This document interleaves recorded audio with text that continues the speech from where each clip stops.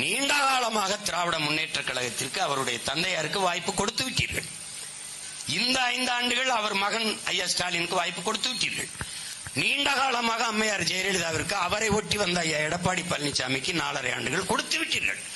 ஒரே ஒரு முறை உங்கள் மகன் 15 ஆண்டுகளாக ஒரு எளிய மகன் கத்திக்கொண்டே இருக்கிறானே, ஒரு தடவை அவனுக்குத்தான் போட்டுத்தான் பார்ப்பமே, ஒரு வாய்ப்பை கொடுத்துத்தான் பார்ப்பமே என்று நீங்கள் ஒரு முறை தந்து பாருங்கள்.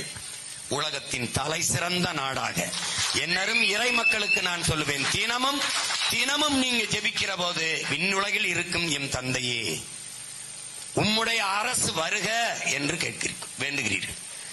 தந்தையின் அரசு எப்படி இருக்கும் என்று சொல்லும். உம்முடைய அரசு வருக என்று சொல்லுகிறீர்கள். அந்த அரசு எப்படி இருக்கும்? அதை யார் தருவார்? யார் இந்த மண் உலகில் நிறுவுவார்? ஐயா ஸ்டாலினா, ஐயா எடப்பாடியா, இல்ல தம்பி உதயநிதியா, இல்ல தம்பி விஜயா? யார் நிறுவுவார்? சொர்க்கம் இருக்கும் என்று சொல்கிறார்கள், நரகம் இருக்குது என்று சொல்கிறார்கள். நரகம் எப்படி இருக்கும்? சொர்க்கம் எப்படி இருக்கும்?